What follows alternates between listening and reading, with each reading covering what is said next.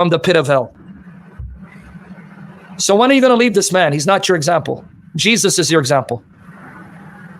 Well, Muhammad is the best person who ever lived in history. So that's better than Jesus, who never raped any women, committed adultery with any women, who never mounted a 9-year-old, who never told his followers to do the same thing. So he's better than Jesus. Muhammad is not even as good enough as Paul. Paul was just a man, and yet Paul never committed adultery, never took captives and raped them, never married a 9-year-old and deflowered her, remained pure and holy because his example was Jesus. Muhammad is not even as good as Paul, let alone Jesus. What are you talking about? I just want to read the hadith really quick. So it says, narrated, Aisha said that the messenger of Allah married me when I was 6 and consummated the marriage with me when I was 9, and I used to play with dolls. And what's the grade? Sahih from Sunan an-Nasai. Yeah, and it's in Muslim and it's in Bukhari, and even Ibn Kathir says no one disputes. Nobody. Ibn Kathir commenting on this age, nobody disputes this was her age.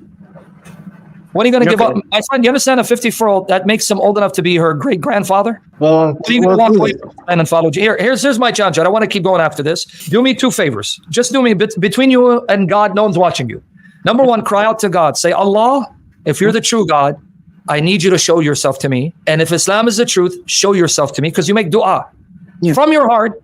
Okay. But if Islam is not true, show me what is the truth.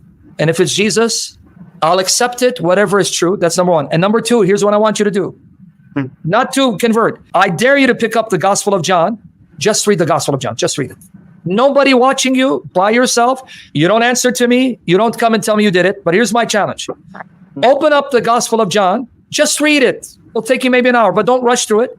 And tell yourself, when you hear his words and see his miracles, ask yourself, can Muhammad even come close to this man? That's all I'm asking you to do, these 2 things. Between you and God, because if you die, I die. If you're wrong, you're going to hell, friend. If I'm wrong, I'm going to hell. The most important question you can ask yourself is, who is the true God? And do not care what people think, because those people won't judge you on the day of judgment. The true God will judge you. But if you love your reputation and your family more than God, God will judge you for that. I just want you to do these 2 things. Could you do that? Okay, then.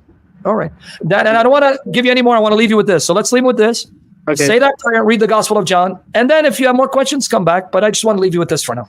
Okay, I'll leave. I'm done for the day. Okay. Awesome.